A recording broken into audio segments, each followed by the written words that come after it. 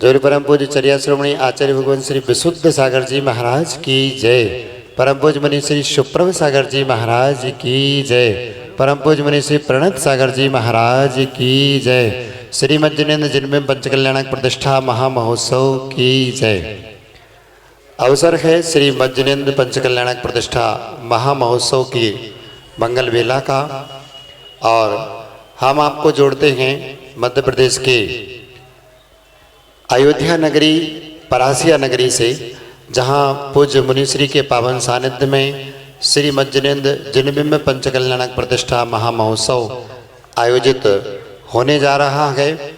और आइए हम सब जुड़ते हैं समीचीन विकल्पों का समाधान, सम्यक समाधान, जो पूज्य मुनिश्री का बहुचर्चित कार्यक्रम है, जिसके माध्यम से आप सभी अपनी सभी जिज्ञासाओं का सम्यक समाधान पूज्य मुनिश्री के पावन मुखारविंद से प्राप्त कर सकते हैं।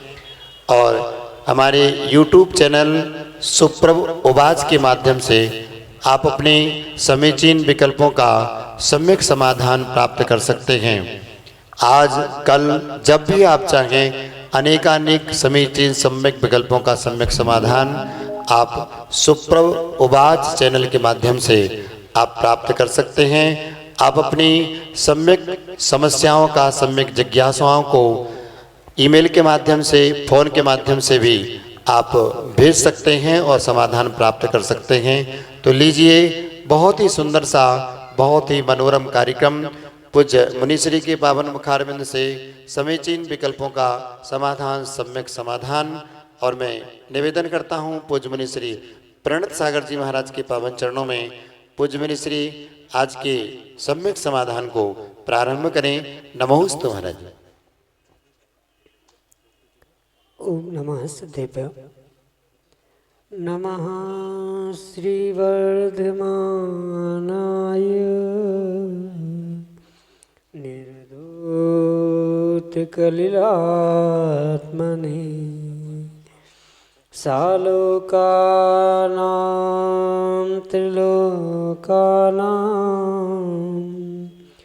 यद विद्यादर्पणायते यद विद्यादर्पणायते। पंच परमेष्टि भगवान की परम पूज्य आचार्य भगवंत गुरुवर विशुद्ध सागर जी मुनि महाराज की, परम पूज्य मुनि श्री सुप्रभ सागर जी महाराज की।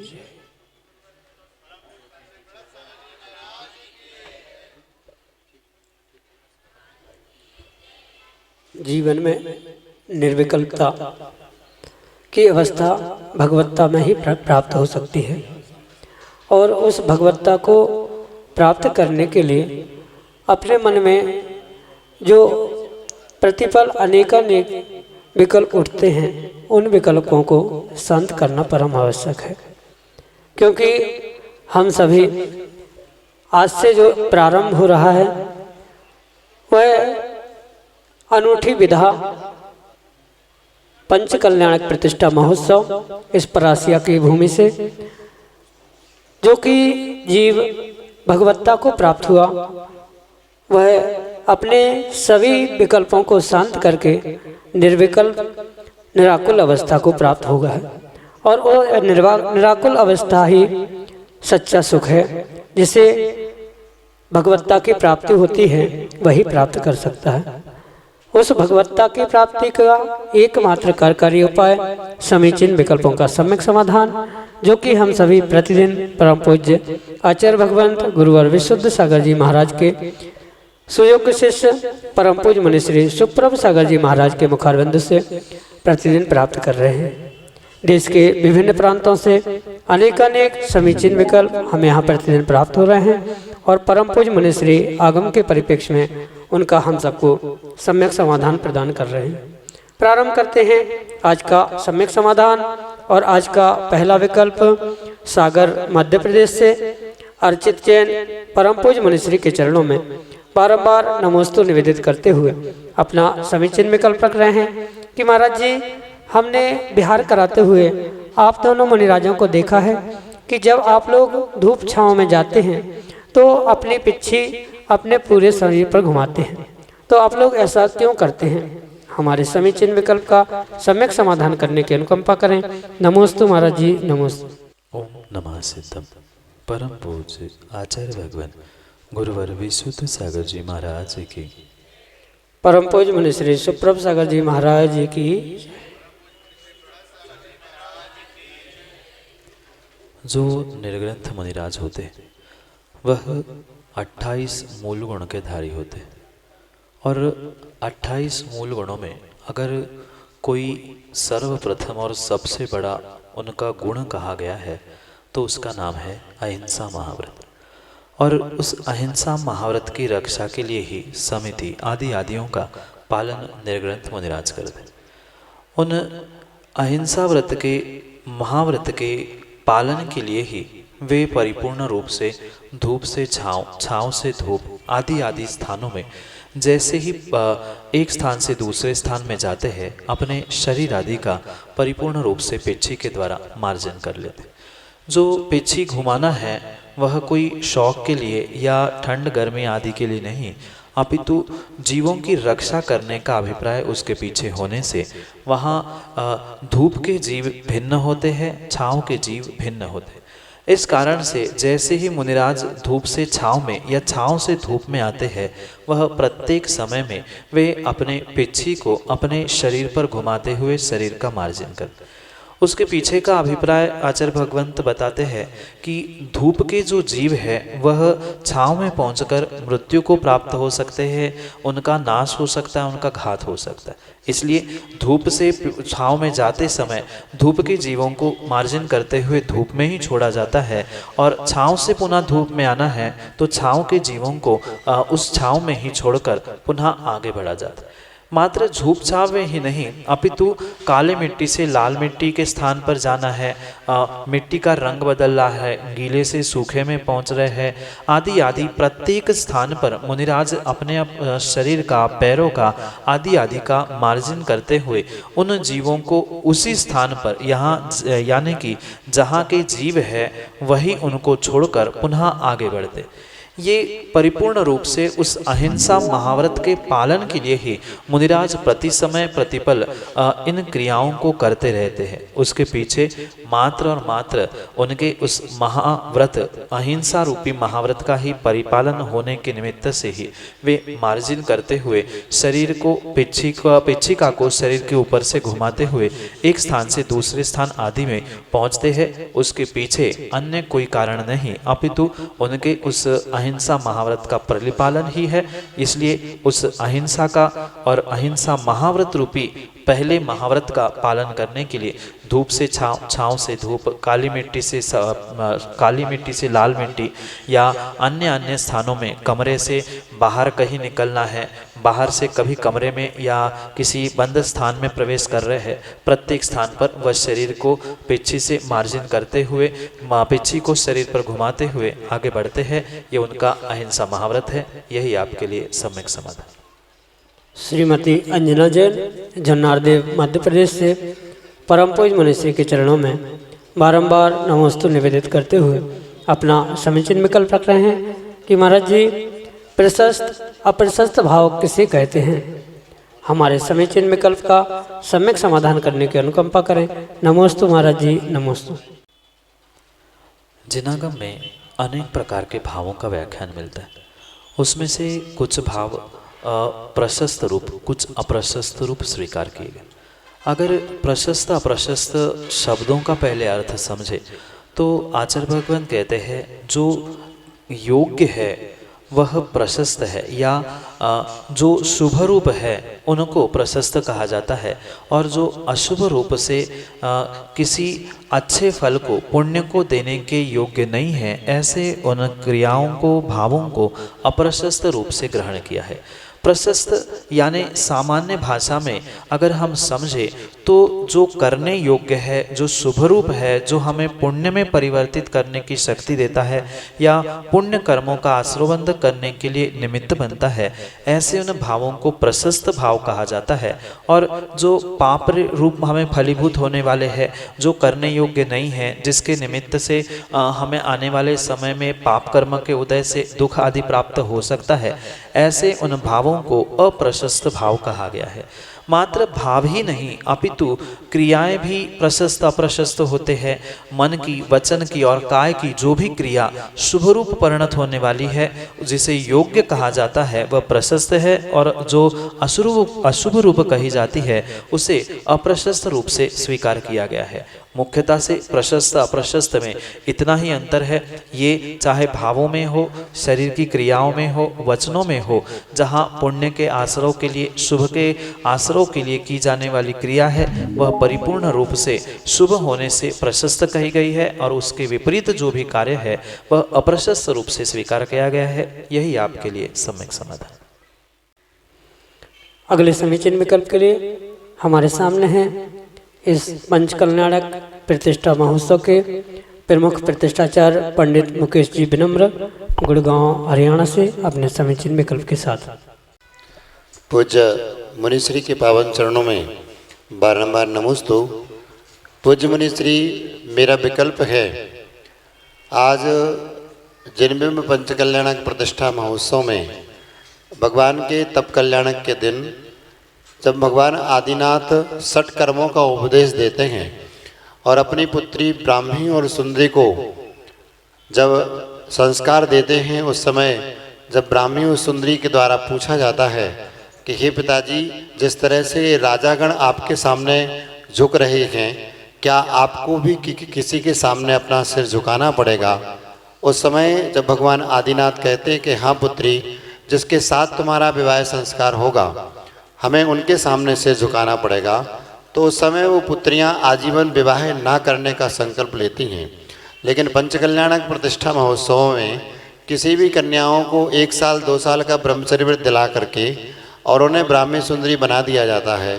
क्या ये उपयुक्त है? अर्थात ब्राह्मी और सुंदरी की पात्रता क्या होनी चाहिए? ये मेरा विकल्प। नमोस्तु महाराज।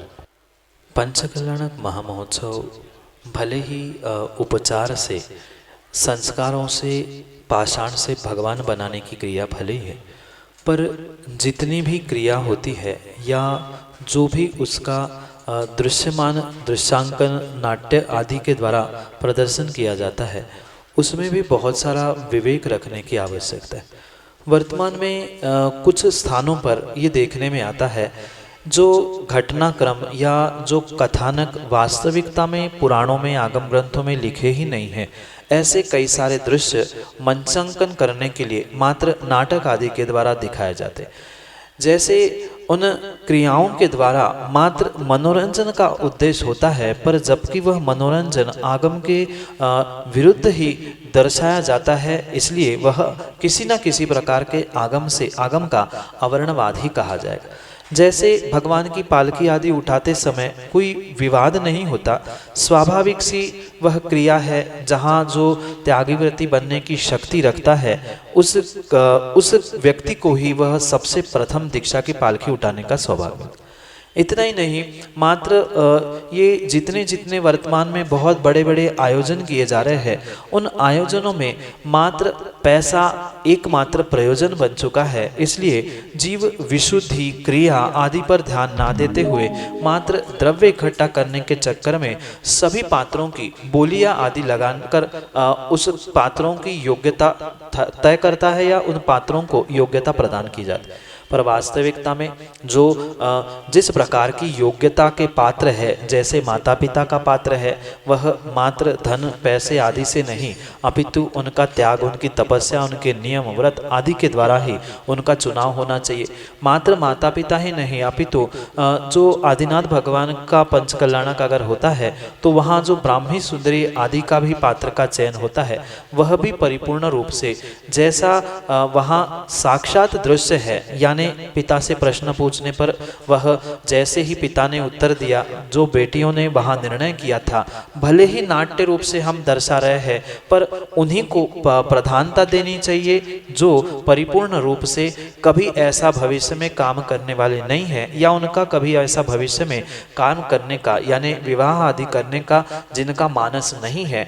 ऐसे ही योग्य पात्रों का चयन वह वास्तविकता में करने की आवश्यकता है, क्योंकि ये भले ही नाट्य रूप से मंचन किया जा रहा है, मंचों के द्वारा दिखाया जा रहा है, पर जैसे कि आपने कहा कई स्थानों पर 6 महीने का, साल भर का आदि नियम देते हुए पात्रों का चयन करना, उसमें भी पैसे आदि को देखते हुए, अमाउंट देखते हुए उनका चयन करना, ये किंचित भी आगम की परिप्रेक्ष्य में योग्य बात नहीं है। परिपूर्ण रूप से उनका त्याग, उनकी तपस्या, आने वाले समय में उनके भविष्य के बारे में उनका स्वयं का निर्णय आदि सब कुछ समझते हुए ही उसके विषय में निर्णय करते हुए परिपूर्ण रूप से उन पात्रों का चयन करने की आवश्यकता है। क्योंकि मात्र पात्र बनना, चाहे ब्राह्मी सुंदरी का हो, माता पिता का हो, ये मात्र कोई नाटक नहीं है, मंचन नहीं है, अपितु कुछ ना कुछ उसमें तथ्य भी है। तो तथ्य के साथ, वास्तविकता के साथ उसका मंचन किया जाए तो वास्तव में वह उपयोगी है, अन्यथा वह किंचित भी कार्यकारी उपयोगी हो नहीं सकता। पर क्वचित कदाचित माना कि ऐसा कोई पात्र भी पंडित जी नहीं मिल रहा है जो आजीवन रूप से व्रत लेने की शक्ति रखता है, तो क्या हम ब्राह्मी सुंदरी का पात्र नहीं दिखाएंगे? तो ये भी वहाँ पर कभी कभी विवेक और विचार करने की आवश्यकता है कि कोई आजीवन व्रत लेने के लिए तैयार ही नहीं है, तो फिर ब्राह्मी सुंदरी का रूप किसको बनाया जाए? एक तो फिर वो पूर्ण मंचन ही हटा दिया जाए, मात्र उसको वह डायलॉग से या मात्र दिखाकर कह के ही उसका कार्य किया जाए, ये हो सकता है। या फिर कोई नहीं तो सही 6 महीने, साल, 2 साल, जितनी शक्ति है उस शक्ति के अनुसार भी लेकर अगर कोई बन रहा है तो वो भी योग्य है। क्योंकि जरूरी नहीं है कि प्रत्येक व्यक्ति की आजीवन ब्रह्मचर्य आदि लेने की शक्ति हो, परिपूर्ण रूप से जो नियम कहे गए हैं 100% पालन करने की शक्ति नहीं है, और माना कि आसपास में कोई ऐसे त्यागीव्रती मिल नहीं रहे हैं जो उस पात्र के लिए योग्य है, ब्राह्मी सुंदरी आदि के लिए, तो उनकी शक्ति के अनुसार भी अगर नियम देते हुए उनको हम 6 महीने, साल, 2 साल का संकल्प कराते हुए अगर उनको उन पात्रों के लिए चयन किया जा रहा है तो भी कथनचित दोष नहीं माना जा सकता। क्योंकि अगर पात्र मिल ही नहीं रहा है तो क्या किया जाए? उससे कुछ नहीं तो कुछ सही, ऐसा करते हुए अगर पात्रों का चयन हो रहा है उनके त्याग आदि के निमित्त से, व्रत आदि के निमित्त से, तो कभी कभी हमें उस बात पर भी विचार करने की आवश्यकता है। क्योंकि काल को देखते हुए जरूरी नहीं है कि हर व्यक्ति, हर समाज में कोई ऐसा पात्र हमें मिले जो आजीवन ब्रह्मचर्य आदि लेकर अपने जीवन को भी और उस पात्र के किरदार को भी निभाले। इसलिए उन पात्रों को, जैसे अन्य पात्रों को भी हम कुछ दिनों के लिए स्वधर्म के संस्कार करते हुए वहाँ पर बिठाल देते हैं, ऐसे ही उनको भी उपचार कथन करते हुए अगर कोई पात्र योग्य नहीं मिल रहा है तो कुछ नहीं, उससे अच्छा कोई जितनी पूर्ण योग्यता नहीं पर कुछ योग्यता तो प्राप्त की है, हो सकता है वहाँ पर उन्होंने वो मंचन करते समय उनके भाव बन गए, तब उन्होंने 1 साल का लिया था और बाद में भविष्य में वो ही आगे बढ़कर 5 का, 10 का आजीवन व्रत ले ले, तो ऐसा कोई बंधन नहीं है। आगम में माता पिता के भी विषय में हो, चाहे उनके भी विषय में परिपूर्ण रूप से ऐसा बंधन नहीं है। ये एक तात्कालिक व्यवस्था बनाई गई है कि हाँ, ऐसे योग्य पात्र का ही चयन होना चाहिए, जो जितना योग्य पात्र होगा उतना ही भगवान के उस प्रतिमा आदि में अतिशय प्राप्त होते हैं। पर कुछ अगर पात्र मिल ही नहीं रहा है तो विचार भी करने योग्य है। यही आपके लिए सम्यक समाधान। अगले समीचीन विकल्प के लिए परासिया मध्य प्रदेश से श्रीमती इंदु जैन अपने समीचीन विकल्प के साथ। परम पूज्य मुनिराज द्वय के चरणों में मेरा बारंबार नमोस्तु नमोस्तु नमोस्तु गुरुदेव। हे गुरुदेव, मेरा प्रश्न यह है कि हम प्रतिक्रमण में पढ़ते हैं कि लब्ध पर्याप्तक, निवृत्त पर्याप्तक, अपर्याप्तक और पर्याप्तक जीव, ये कौन कौन से होते हैं और हम इनकी रक्षा कैसे कर सकते हैं? कृपया मेरे समीचीन विकल्प का सम्यक समाधान कीजिए। नमोस्तु गुरुवर, नमोस्तु गुरुवर। जो आगम में 6 प्रकार की पर्याप्तियाँ बताई गई है, उन 6 प्रकार की पर्याप्तियों को जो परिपूर्ण रूप से प्राप्त कर चुका है वह पर्याप्तक जीव है। और जो उन पर्याप्तियों को प्राप्त नहीं कर पा रहा है या जिसने उन 6 पर्याप्तियों को प्राप्त नहीं किया वह अपर्याप्तक जीव होता है। पर्याप्ति जो शरीर मन श्वासोश्वास आदि रूपी कही गई है, उन पर्याप्तियों को जो पूर्णता से प्राप्त करता है, यानी जिसने 6 पर्याप्तियाँ प्राप्त कर ली है उसकी पर्याप्तियाँ पूर्ण हो चुकी है, वह पर्याप्तक जीव कहा जाता है। और जो उसको प्राप्त करने का प्रयास कर रहा है या प्राप्त नहीं कर पा रहा है या प्राप्त करने के लिए उद्यत है, उसे अपर्याप्तक कहा जाता है। और उस अपर्याप्तक के ही निमित्त से लब्धि पर्याप्तक या लब्ध पर्याप्तक और निवृत्ति पर्याप्तक, इस प्रकार के 2 प्रकार के भेद भी उन अपर्याप्तक जीवों के निमित्त से कहे गए हैं।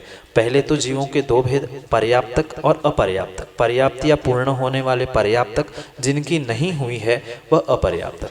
अब उनमें भी लब्ध पर्याप्तक और निवृत्ति पर्याप्तक 2 प्रकार के जीव हैं। जो वर्तमान में पर्याप्ति से पूर्ण नहीं है पर भविष्य में पर्याप्तियाँ पूर्ण कर सकते हैं, ऐसे जीव वह लब्ध पर्याप्तक कहलाए जाते हैं। और जो कभी भी भविष्य में जिनकी पर्याप्तियाँ पूर्ण होगी नहीं, उसके पहले ही उनकी मृत्यु होगी, ये उन निवृत्ति पर्याप्तक आदि के निमित्त से कहे जाते हैं। मुख्यतः से लब्ध पर्याप्तक और निवृत्ति पर्याप्तक में यही अंतर है।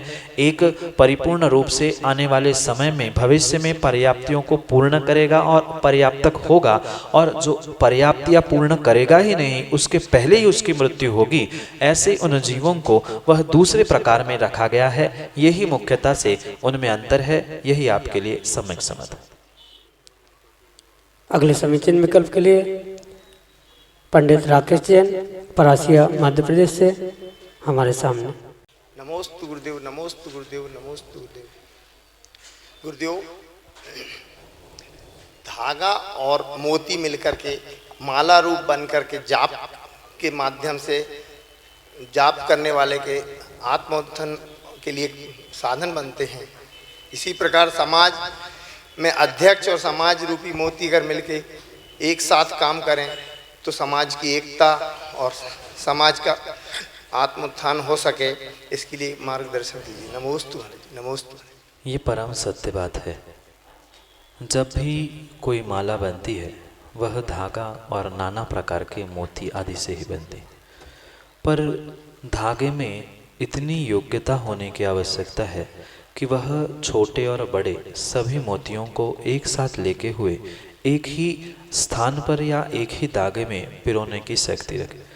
भले ही धागा कितना ही पतला मोटा कैसा ही क्यों ना हो, पर उस धागे में स्वयं में भी एक बहुत बड़ी शक्ति और योग्यता की आवश्यकता है। जो छोटा हो बड़ा हो आदि सभी समाज के मोतियों को एक साथ लेकर चलने की शक्ति वास्तविकता में उस अध्यक्ष रूपी धागे में होने की आवश्यकता है। मात्र ये उपमाओं से या बहुत सारी चर्चा आदि से काम संभव नहीं होता, क्योंकि मोती तो बिखरे अलग अलग अनेक प्रकार से होते ही है। वह कमियां मोतियों की नहीं देखी जाती है, मणियों की नहीं देखी जाती है।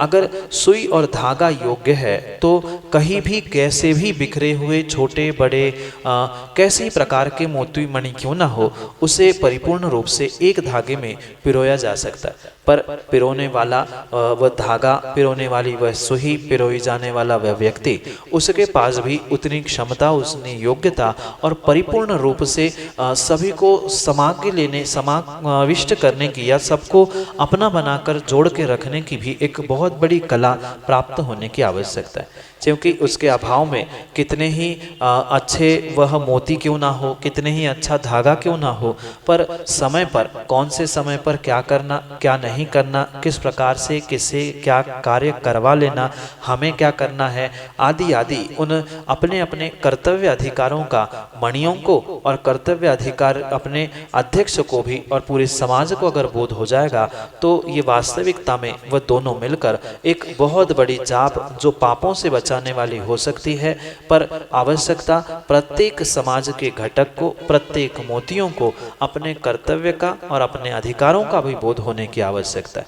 मात्र अध्यक्ष को ही नहीं अपितु समाज के प्रत्येक जीवों को, प्रत्येक मणियों को, प्रत्येक व्यक्तियों को वह समाज के प्रति, धर्म के प्रति और आपस में परस्पर एक दूसरे के प्रति आत्मीयता और एक समझ होने की आवश्यकता है। जब तक कर्तव्यों का बोध होते हुए परस्पर में एक दूसरे के प्रति आत्मीयता नहीं है, समझ नहीं है, तब तक कोई कितना भी धागा और सुई उसे एक साथ जोड़ने का भी प्रयास करे पर वह होना संभव नहीं है। इसलिए पुरुषार्थ तो बुजुर्ग बड़े व्यक्तियों को ही करना होता है कि वह अपील करे उन समाज के प्रत्येक घटकों से और फिर उसको एक साथ जोड़ते हुए वह फूलों से गुलदस्ता, मणियों से माला आदि आदि अनेक प्रकार के उन संगठन को अवश्य ही प्राप्त कर सकते। इसलिए जो कर्तव्य और अधिकार ये दोनों के लिए जो प्राप्त हुए हैं, चाहे वह अध्यक्ष हो चाहे वह समाज के घटक क्यों ना हो, उन सब ने अगर अपने अपने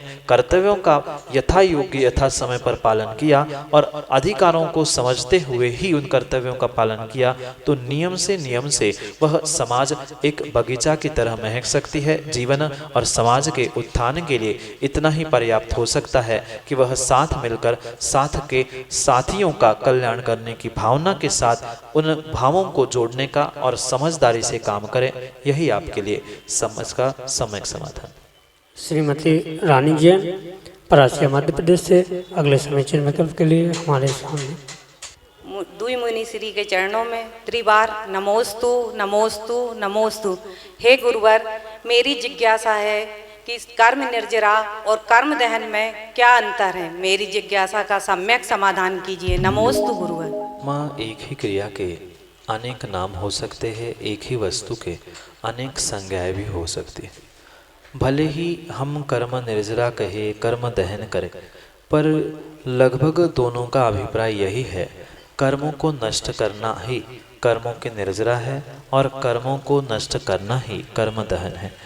अग्नि में जैसे ही डालकर वह नष्ट किया जाता है, उस वस्तु को या उसको दहन कहा जाता है, और बिना अग्नि में डालकर जो नष्ट किया जाता है उसे निर्जरा या नष्ट करना कहा जाता है। ऐसे ही अगर ध्यानाग्नि के साथ उस कर्म की निर्जरा को हम समझेंगे, जानेंगे, तो वहाँ उसको हम परिपूर्ण रूप से कर्म दहन कहेंगे। और अन्य ध्यान के अलावा भी जो तपस्या है, उन तप के द्वारा कर्मों को जो दूर करने का या कर्मों का नष्ट करने का पुरुषार्थ किया जा रहा है, उसको परिपूर्ण रूप से हम कर्म निर्जरा कह सकते। वास्तविकता में वह मात्र शब्दों का ही हेरफेर है। आत्मा से कर्मों को दूर करने का ही नाम कर्म दहन है और उसका ही नाम कर्म निर्जरा है। उसका अभिप्राय कोई बहुत बड़ा विशेषता से भिन्न भिन्न प्रकार का नहीं कहा है, पर मुख्यतः वहाँ किस कारण से वह कर्म आत्मा से दूर हो रहे हैं उसके साथ उनके संदर्भ को जोड़ा गया है। वह परिपूर्ण रूप से कर्म आत्मा से भिन्न होने की प्रक्रिया को ही निर्जरा कहा है और कर्म आत्मा से नष्ट होते हैं उसको ही कर्म दहन कहा है। मात्र अभिप्राय और शब्दों को कहने वाले की अपेक्षा, आदि की अपेक्षा से ही उन दोनों शब्दों में अंतर है, पर वास्तविक जो क्रिया हो रही है वह आत्मा का और कर्मों का पृथकीकरण ही कर्म निर्जरा है। उसे ही दूसरी अपेक्षा से कर्म दहन कहा है। मात्र अभिप्राय, शब्द, अपेक्षा इनमें अंतर है, क्रिया वही है। यही आपके लिए सम्यक समाधान। हम और आप सभी मिलकर देख रहे थे समीचीन विकल्पों का समाधान, सम्यक समाधान। उम्मीद है आप लोगों ने अपने अपने विकल्पों का सम्यक समाधान प्राप्त किया होगा। अगर आप लोग अपने प्रश्नों का समाधान, अपनी शंकाओं का समाधान साक्षात मुनिश्री के समक्ष प्रस्तुत होकर के नहीं कर पाते हैं तो व्हाट्सएप पर जो हमारा नंबर है 8707548811, इस नंबर पर आप अपना प्रश्न भेज करके या स्क्रीनशॉट भेज करके भी अपने सम्यक समीचीन विकल्पों का सम्यक समाधान प्राप्त कर सकते हैं। और YouTube पर हमारा चैनल सुप्रभ ओवाच जरूर देखें और चैनल को सब्सक्राइब करें। पंचकल्याणक प्रतिष्ठा महोत्सव के सभी कल्याणकों के जो दृश्य हैं वो भी आपको सुप्रभ ओवाच चैनल पर दिखाई देंगे। सभी को जय जिनेंद्र।